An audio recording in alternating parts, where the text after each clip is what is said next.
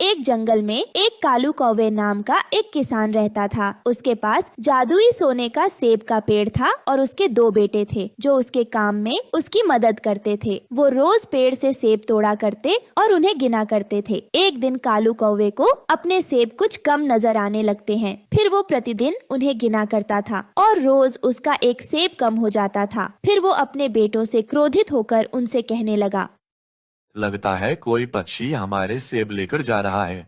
हाँ पिताजी, लगता है कोई हमारे बाग से चोरी कर रहा है। हमें पेड़ पर नजर रखनी होगी। हाँ पिताजी, हम उन्हें पकड़कर जरूर सजा देंगे ताकि वो दोबारा ऐसा करने से पहले 100 बार सोचें। ठीक है, पर इसकी जिम्मेदारी कौन लेगा? दोनों बेटे आगे आते हैं और फिर कालू कौवा अपने बड़े बेटे को इसकी जिम्मेदारी दे देता है। फिर बड़ा बेटा रात को उस सोने के सेब के पेड़ की रखवाली कर रहा होता है और पूरी रात जगते जगते वो थक कर सो जाता है।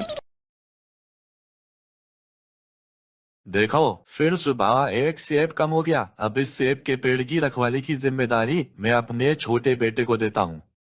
फिर कालू कौवा रखवाली करने की जिम्मेदारी अपने छोटे बेटे को दे देता है। छोटा बेटा जब रखवाली कर रहा होता है तब रात 12 बजे हवा में कुछ आहट होती है और एक पंछी जो असली सोने का होता है वो उड़ता हुआ वहाँ आ गया और अपनी चोंच से सेब को टक टक करने लगा। अरे, लगता है ये वही पंछी है जो रोज हमारे सेब को चुरा रहा है।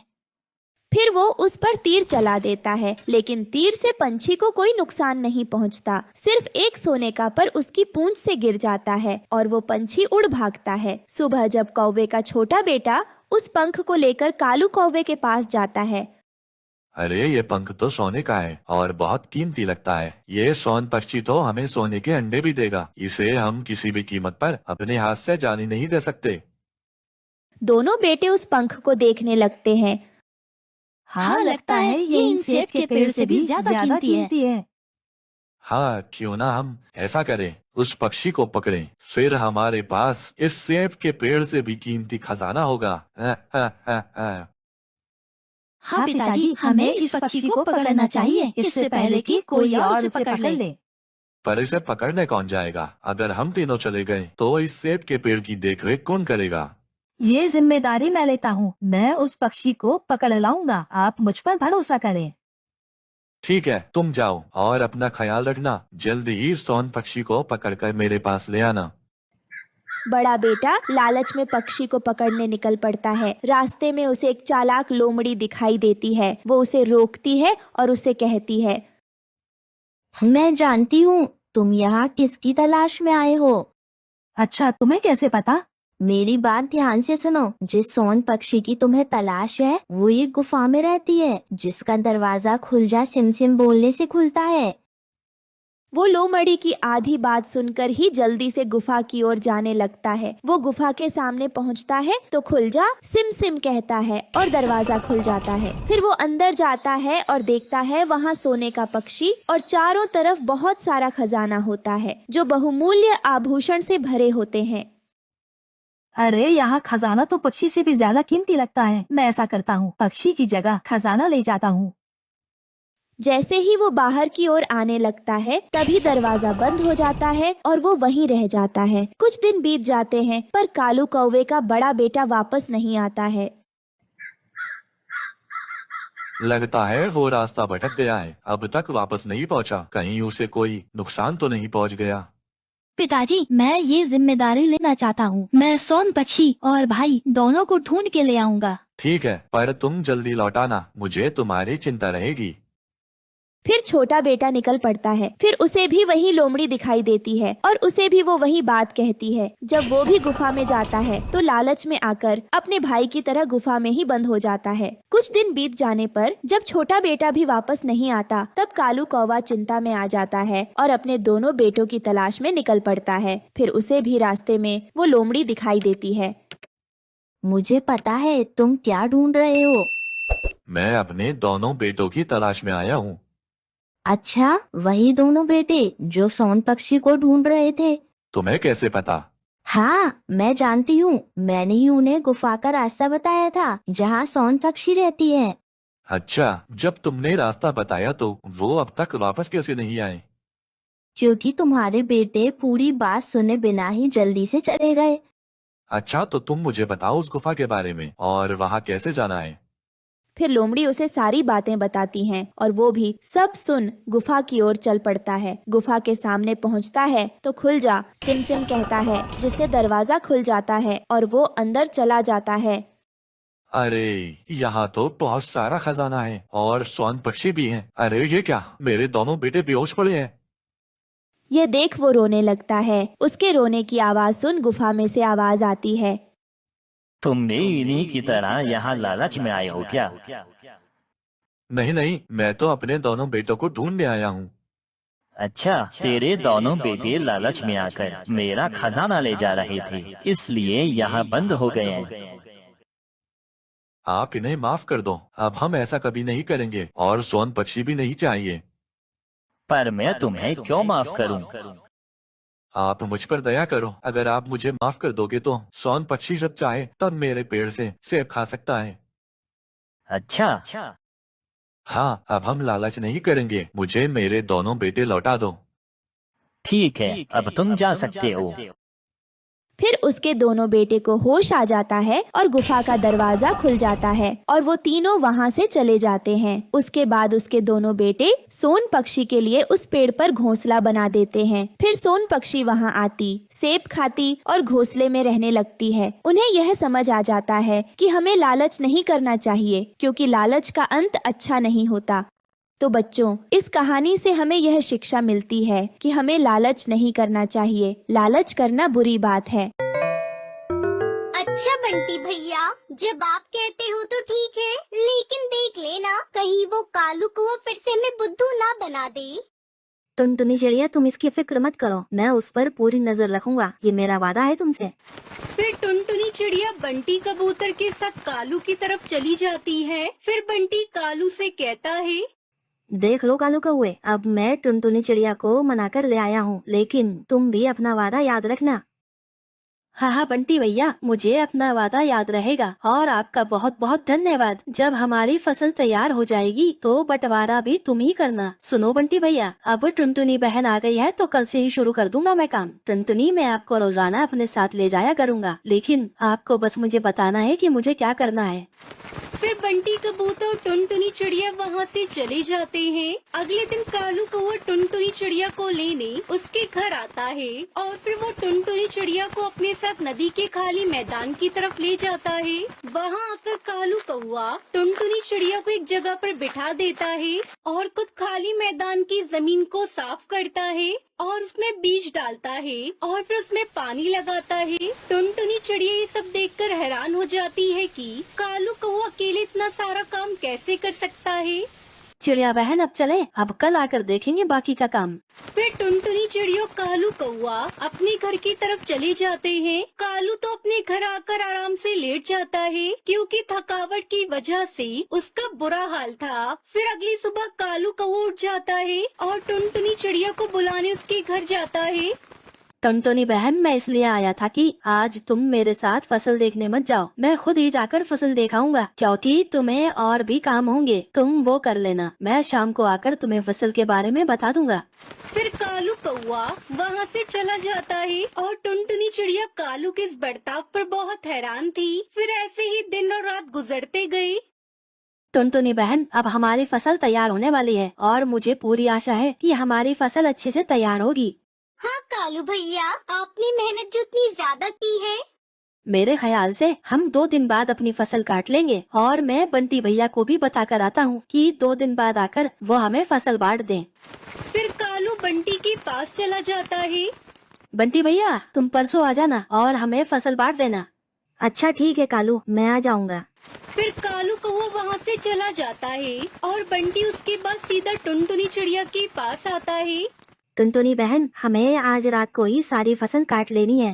बंटी भैया, मेरा दिल नहीं मान रहा है, पता नहीं क्यों मुझे कालू पे तरस आ रहा है। उसने इस बार बहुत मेहनत की है। टुनटुनी, कालू को सबक सिखाना बहुत जरूरी है और तुम भी मेहनत करती रहो, और उसने तुम्हारे साथ धोखा करके अच्छा नहीं किया।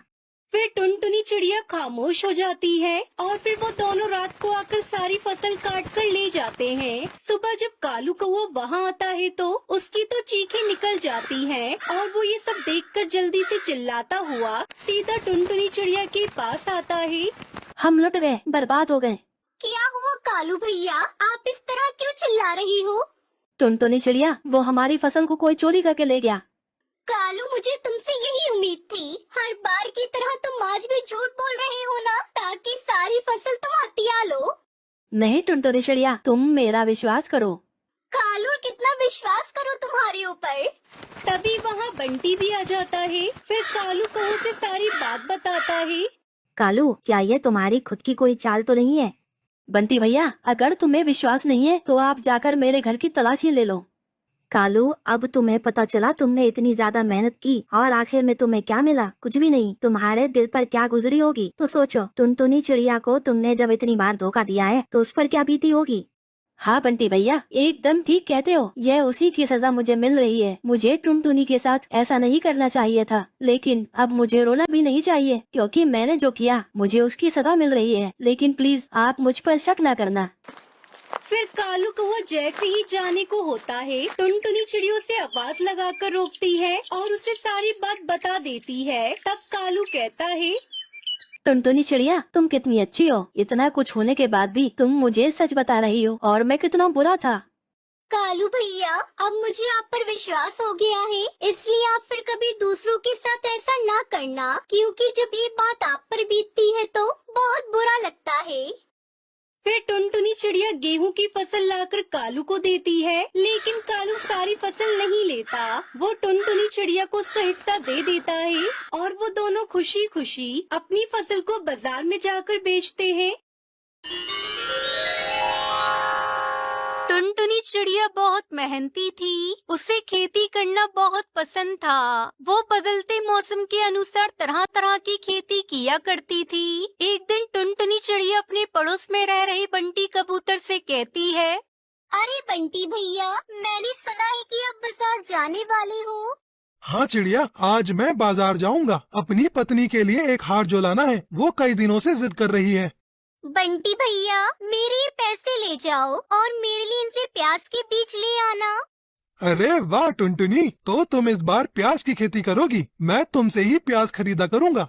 दोस्तों, कल की वीडियो में आपने इतने कम लाइक क्यों किए? मुझे बहुत बुरा लगता है। दोस्तों, जब मैं आपके कहने पर कहानी बनाती हूँ और आप बहुत कम लाइक करते हो, और जब आप कम लाइक करते हो तो मुझे वीडियो बनाने का बिल्कुल भी मन नहीं करता है। तो प्लीज दोस्तों, अब इस वीडियो पर जाकर लाइक कर दो।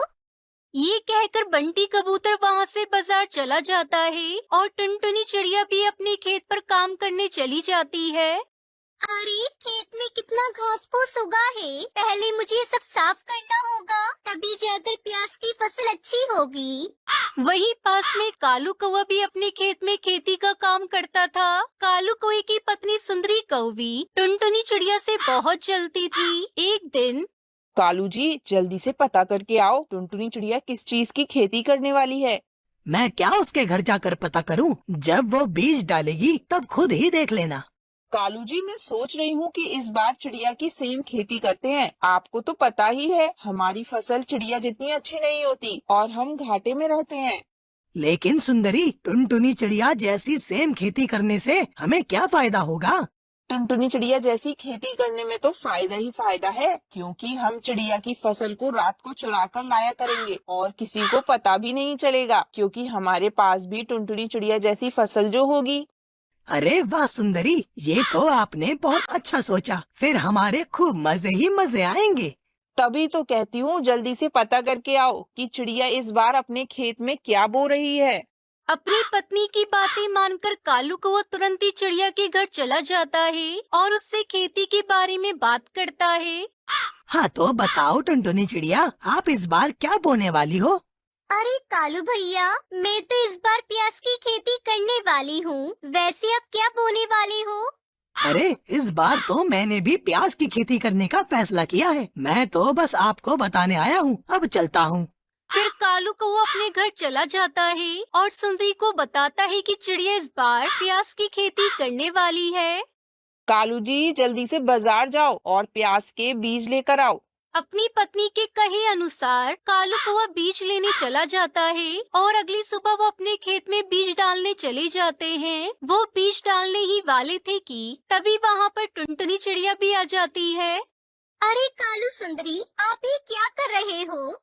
तुझे दिख नहीं रहा? अपने खेत में प्याज के बीज बो रहे हैं, भला और क्या करेंगे। सुंदरी बहन, मेरा वो मतलब नहीं था। पहले आप इस खेत को अच्छे से साफ कर ले, वरना इस घास फूस में प्याज के पौधे बढ़ने से पहले ही मर जाएंगे।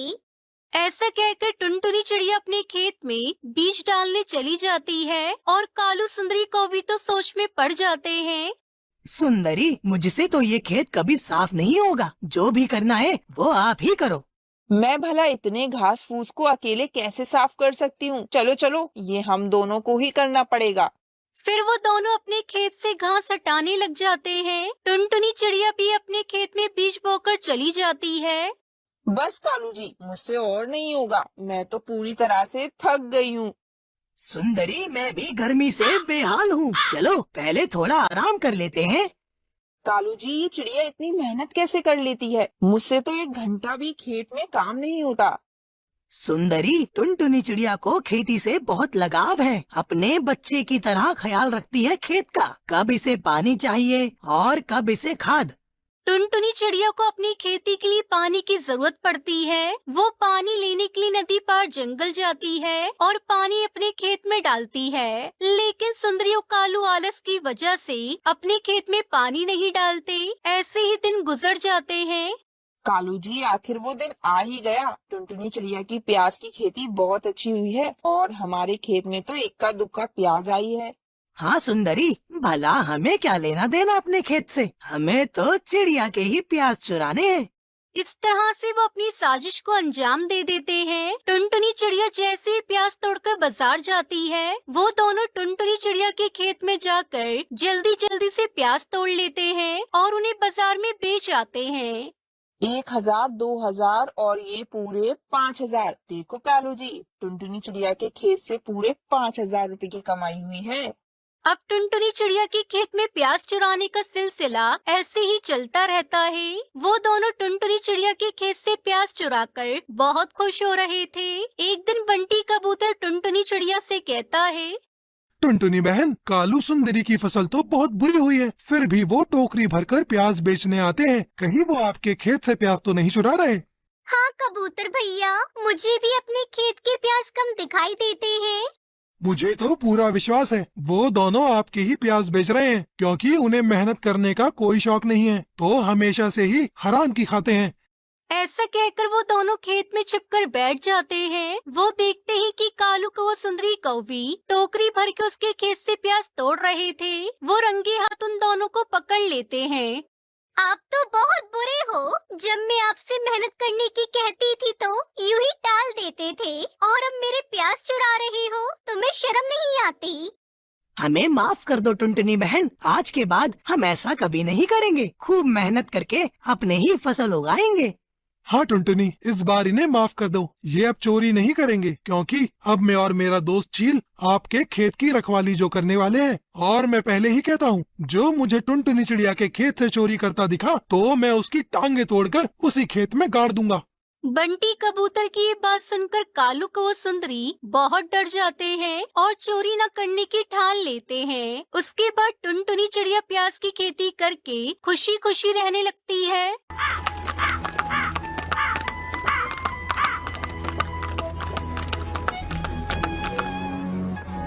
रामपुर के जंगल में कालू कौवा अपनी पत्नी टुनटुनी के साथ रहता था। उसके 2 बच्चे थे, पिंकी चिड़िया, सुनहरी चिड़िया। कालू कौवा अपने खेत में तरह तरह की सब्जियां उगाया करता था। बाजार में जिस सब्जी की ज्यादा डिमांड होती, कालू उसी सब्जी की खेती करता। एक दिन उसकी पत्नी टुनटुनी उससे कहती है, अजी सुनते हो, आज बाजार से प्याज खरीद कर लेते आना। घर में रखा सारा प्याज खत्म हो गया है। तुम तो सारी सब्जियां उगाते हो, बस प्याज ही खेत में नहीं उगाते। बस भाग्यवान, अब और कितना बोलोगी। खेत से आते समय प्याज खरीद कर लेता आऊंगा। मेरा भोजन एक पोटली में बांधकर मुझे दे दो। तब तक आप लोग कमेंट पे बताएं 78 into 4 कितने होते हैं। कालू कौवा भोजन लेकर खेत पर चला जाता है। दिन भर खेत में काम करने के बाद शाम को वो बाजार जाता है। क्यों भैया, कितने रुपए किलो प्याज दे रहे हो? अरे कालू भाई, आज बाजार में प्याज का भाव 100 रुपए किलो चल रहा है। क्योंकि आप मेरे अपने हैं, इसलिए आपको 80 रुपए किलो लगा दूंगा मैं। बाप रे बाप, ये प्याज कब से इतना महंगा हो गया? मुझे तो पता ही नहीं चला। ऐसा करो भैया, मुझे 1 किलो प्याज दे दो। बिना प्याज लिए घर गया तो मेरी पत्नी आज मुझे भोजन नहीं देगी।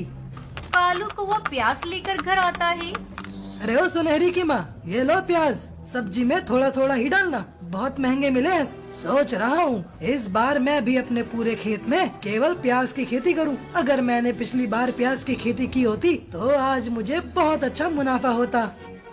मैंने तो तुमसे कितनी बार कहा था कि अपने खेत में प्याज की खेती करो। पूरे साल प्याज की डिमांड रहती है, क्योंकि बिना प्याज की कोई सब्जी अच्छी बनती ही नहीं। चाहे कितना भी महंगा हो जाए, प्याज तो सभी घरों में आता है। तुम्हारी बात सही है भाग्यवान, मैं कल ही शहर से प्याज के बीज खरीद कर लाऊंगा। अगले दिन कालू कौवा शहर से प्याज के बीज खरीद कर लाता है और अपने खेत में बिखेर देता है। 1 महीना गुजर गया। एक दिन टुनटुनी भोजन बना रही थी, तभी कालू कौवा वहाँ आता है। टुनटुनी, तुम्हारे पास कुछ पैसे हो तो मुझे दे दो, खेत में खाद डालना है और मेरे पास पैसे बिल्कुल भी नहीं है। मम्मी, मुझे भी पैसे चाहिए। स्कूल में टीचर बोल रही थी स्कूल फीस जमा करने को। अरे कहाँ से दूं मैं तुम सबको पैसे? मेरे पास जो थोड़े बहुत पैसे थे उसे तो मैंने घर खर्च में लगा दिया। अब मेरे पास ले देकर एक मंगलसूत्र है, मैं इसे किसी कीमत पर नहीं दूंगी। मेरी मानो तो तुम कहीं से उधार ले लो। बस कुछ ही दिनों की बात है टुनटुनी, तू मुझे अपना ये मंगलसूत्र कुछ दिनों के लिए दे दे। मैं इसको गिरवी रखवा कर खाद खरीदूंगा। फिर जैसे ही प्याज की फसल बेचकर पैसे आएंगे, मैं तेरा ये मंगलसूत्र तुझे वापस कर दूंगा। और माँ, मेरे स्कूल की फीस कब जमा करोगी? मैं स्कूल नहीं जाऊंगी। मेरी बच्ची, तू रो मत। मैं अभी रंगीली काकी के यहाँ जाकर कुछ पैसे उधार लाती हूँ, तेरी स्कूल फीस जमा कर दूंगी। टुनटुनी कालू कौवे को अपना मंगलसूत्र दे देती है। कालू कौवा मंगलसूत्र गिरवी रखकर खाद लाता है और अपने खेत में डालता है। जल्दी ही 2 महीने गुजर जाते हैं और प्याज की फसल पककर तैयार हो जाती है।